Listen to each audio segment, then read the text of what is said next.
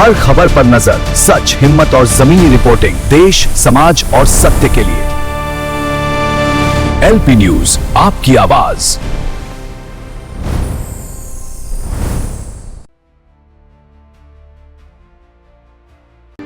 Meta ने आखिर सरकार से माफी क्यों मांगा? नमस्कार, मेरा नाम है संतोष और आप देखना शुरू कर चुके हैं लोकतंत्र पैरी। हाल ही में सोशल मीडिया और डिजिटल प्लेटफॉर्म्स को लेकर एक बड़ा विवाद सामने आया है, जिसने देश विदेश में चर्चा का विषय बना दिया। दावा किया जा रहा है कि मेटा ने भारत सरकार और प्रधानमंत्री नरेंद्र मोदी से जुड़े घटनाक्रम पर खेद व्यक्त किया। इसी के साथ यह भी कहा जा रहा है कि विरोध प्रदर्शन के दौरान उनके प्लेटफॉर्म पर कुछ ऐसे पेड कंटेंट प्रसारित हुए हैं जिन पर गंभीर सवाल उठे हैं। हालांकि इन दावों की स्वतंत्र पुष्टि होना भी आवश्यक है। सरकारी सूत्रों के हवाले से यह भी कहा गया है कि भारत सरकार ने इस मामले में मेटा से विस्तृत जवाब मांगा है। बताया जा रहा है कि इस प्रक्रिया के बाद अंतर्राष्ट्रीय सोशल मीडिया कंपनियों के बीच भी हलचल देखने को मिली। कुछ रिपोर्ट्स में इसे ऐसा मामला बताया जा रहा है जिससे किसी बड़ी टेक कंपनी को किसी सरकार के समक्ष अपने प्लेटफॉर्म के दुरुपयोग से जुड़े सवालों का सामना करना पड़ा। इस पूरे विवाद की शुरुआत उस समय हुई जब प्रधानमंत्री नरेंद्र मोदी द्वारा छात्रों और युवाओं को संबोधित करते हुए परीक्षा प्रणाली, पेपर लीक और उनसे जुड़े मामलों पर दिया गया एक वीडियो इंस्टाग्राम पर साझा किया गया। फ्रेंड्स, मैं जानता हूं कि पेपर लीक एक कोई मामूली विषय नहीं है। लाखों विद्यार्थी और उनके अभिभावकों के लिए बहुत ही पीड़ादायक है और इसलिए पेपर लीक घटना से अब तक पिछले 2.5 महीनों में अनेक विध कदम उठाए गए, गुनहगारों को पकड़ा गया है, वे जेल में पड़े हैं। हमारा सबसे महत्वपूर्ण जिम्मा था कि विद्यार्थियों का 1 वर्ष बर्बाद न हो। तत्काल परीक्षाएं लेना बहुत जरूरी था। सरकार ने अभी पूरी शक्ति का उपयोग करके कम से कम समय में 22 लाख जितने विद्यार्थियों के एग्जाम हो जाएं, इसका प्रबंध किया। और अभी 5-6 दिन पहले 19 तारीख को रिजल्ट भी आ गया और देश भर में उत्तीर्ण हो गए विद्यार्थियों की खुशियों की खबरें भी आ रही है। दावा है कि यह वीडियो कुछ समय के लिए प्लेटफॉर्म पर उपलब्ध नहीं रहा। बाद में मेटा ने इसे तकनीकी समस्या, ऑपरेशनल त्रुटि बताते हुए वीडियो को दोबारा बहाल कर दिया। इसके बाद मामला और गंभीर हो गया। जुलाई 2024 में भारत सरकार के इलेक्ट्रॉनिक्स एवं सूचना प्रौद्योगिकी मंत्रालय ने इंस्टाग्राम पर कथित तौर पर आपत्तिजनक और भ्रामक सामग्री को बढ़ावा देने वाले विज्ञापनों को लेकर सख्त रुख अपनाया। मंत्रालय ने ऐसे कंटेंट और विज्ञापनों की समीक्षा शुरू की तथा संबंधित प्लेटफॉर्म से जवाब भी मांगा। इसी कार्रवाई के बाद सोशल मीडिया प्लेटफॉर्म की कार्य प्रणाली और उसकी जवाबदेही को लेकर बहस और तेज हो गई। सरकार ने इस पूरे मामले को गंभीर मानते हुए मेटा को नोटिस जारी किया और 7 दिनों के भीतर विस्तृत जवाब देने को कहा। नोटिस में पूछा गया कि प्लेटफॉर्म पर कथित तौर पर आपत्तिजनक और नियमों के विपरीत बताए जा रहे विज्ञापनों तथा कंटेंट को कैसे अनुमति मिली और उसकी मॉनिटरिंग किस आधार पर की जा रही थी। रिपोर्ट्स के अनुसार उसके बाद भारत सरकार और सांसद की संबंधित स्थायी समिति ने भी इस विषय पर कड़ा रुख अपनाया।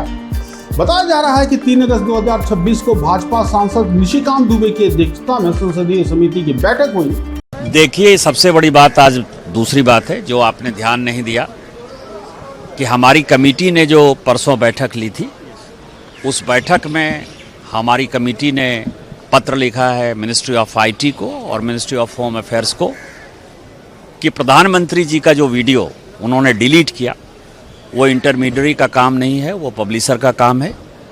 और इस नाते जकरबर्ग को जो है 3 दिन के अंदर माफ़ी मांगनी होगी। यदि माफ़ी नहीं मांगेंगे तो उनके ऊपर जो जितने भी सोशल मीडिया प्लेटफॉर्म हैं उनको जो सेफ हार्बर दिया हुआ है हमने, जिसका कि वो गलत फ़ायदा उठाते हैं, सेफ हार्बर ख़त्म कर देंगे। अब जितने गाली गलौज मार पीट उल्टे सीधे चीज़ें सोशल मीडिया प्लेटफॉर्म पर आती हैं, जिस किसी के खिलाफ आती है वो सभी मेटा चीफ के खिलाफ जो एफआईआर करेंगे, पूरे देश भर में एफआईआर की बाढ़ आ जाएगी और उसके बाद सभी सलाखों के पीछे होंगे। जिसमें मेटा इंडिया की ओर से ग्लोबल अफेयर्स से जुड़े वरिष्ठ अधिकारी और उनकी टीम उपस्थित हुई। सूत्रों के मुताबिक बैठक में प्रधानमंत्री नरेंद्र मोदी का वीडियो कुछ समय के लिए हटाने जाने के मुद्दे पर समिति ने कड़ी आपत्ति जताई। रिपोर्ट्स ने दावा किया है कि कंपनी से इस घटना पर बिना शर्त लिखित स्पष्टीकरण और खेद व्यक्त करने को कहा गया। साथ ही यह भी संकेत दिया गया है कि यदि संतोषजनक जवाब नहीं मिलता तो तुरंत प्रौद्योगिकी कानून के तहत कंपनी को मिलने वाले कानूनी संरक्षण सेफ हार्बर की समीक्षा की जा सकती है। सेफ हार्बर प्रावधान का अर्थ यह है कि यदि किसी यूजर द्वारा कानून का उल्लंघन करने वाला कंटेंट पोस्ट किया जाता है तो कार्यवाही मुख्य रूप से उस यूजर के खिलाफ होती है। हालांकि यदि किसी प्लेटफॉर्म को यह कानूनी सुरक्षा प्राप्त न रहे तो कुछ परिस्थितियों में कंपनी और उनके अधिकारियों की जवाबदेही भी तय की जा सकती है। बैठक के दौरान समिति के सदस्यों ने यह भी सवाल उठाया कि प्रधानमंत्री की वीडियो को हटाने का निर्णय किस स्तर पर लिया गया। उन्होंने आरोप लगाया कि प्लेटफॉर्म पर कई बार विवादित सामग्री लंबे समय तक उपलब्ध रहती है, जबकि वैध और सार्वजनिक महत्व के कंटेंट पर कार्यवाही अपेक्षाकृत जल्दी होती है। मीडिया रिपोर्ट्स और सरकारी सूत्रों के हवाले से यह भी कहा गया है कि मेटा के प्रतिनिधियों ने संसद समिति के समक्ष वीडियो हटाए जाने की घटना पर खेद व्यक्त किया। साथ ही हाल के घटनाक्रम के संदर्भ में कंटेंट मॉडरेशन और संचार संबंधी प्रक्रियाओं को लेकर भी अपना पक्ष रखा।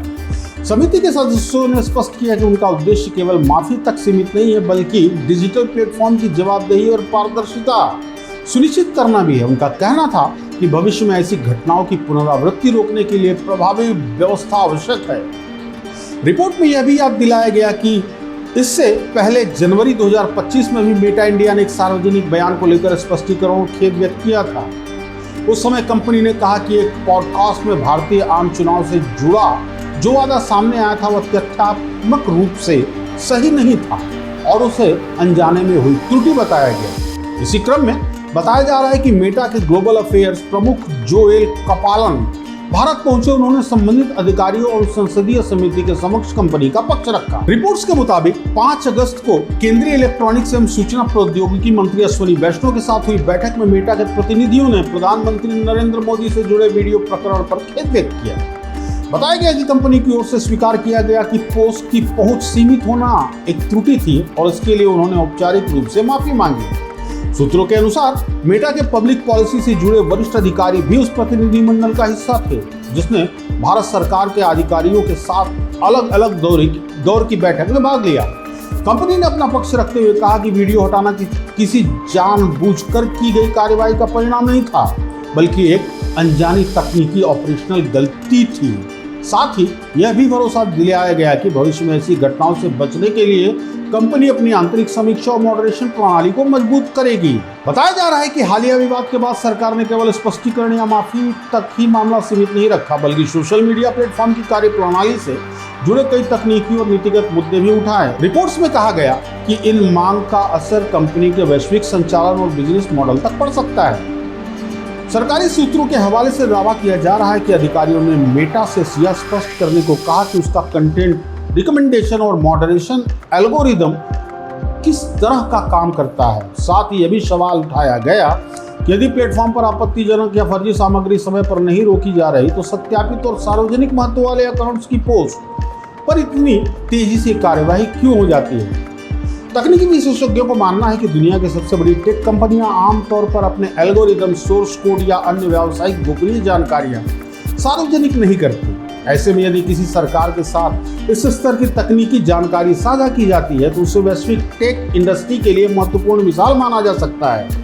इस बीच मेटा ने अपने पक्ष में कहा कि संबंधित वीडियो पर हुई कार्यवाही AI आधारित ऑटोमेटिक कंटेंट मॉडरेशन सिस्टम की त्रुटि का परिणाम थी। इसके जवाब में रिपोर्ट्स के अनुसार भारत सरकार ने सुझाव दिया कि महत्वपूर्ण मामलों विशेष रूप से सत्यापित अकाउंट्स या संवेदनशील विषयों से जुड़े कंटेंट पर अंतिम निर्णय केवल AI के भरोसे न छोड़ा जाए। बल्कि मानव समीक्षा भी अनिवार्य है। विशेषज्ञों का कहना है कि मेटा जैसी कंपनी प्रतिदिन करोड़ों पोस्ट की निगरानी के लिए बड़े पैमाने पर ऑटोमेटेड सिस्टम का उपयोग करती है।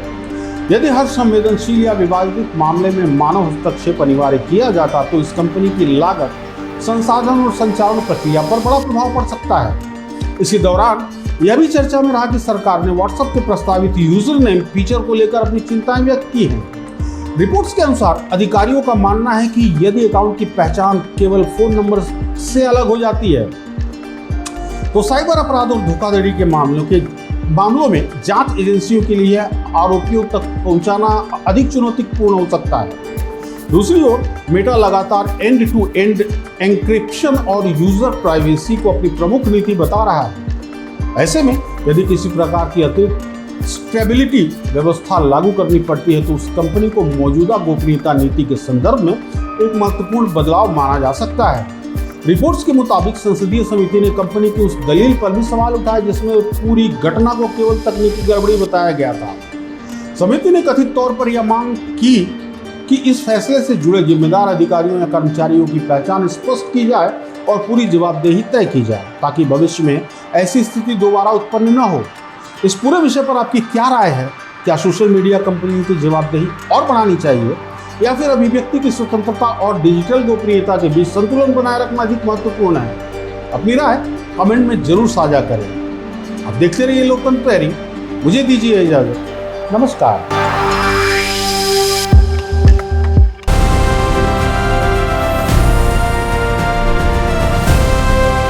हर खबर पर नजर, सच, हिम्मत और जमीनी रिपोर्टिंग देश, समाज और सत्य के लिए। एलपी न्यूज, आपकी आवाज।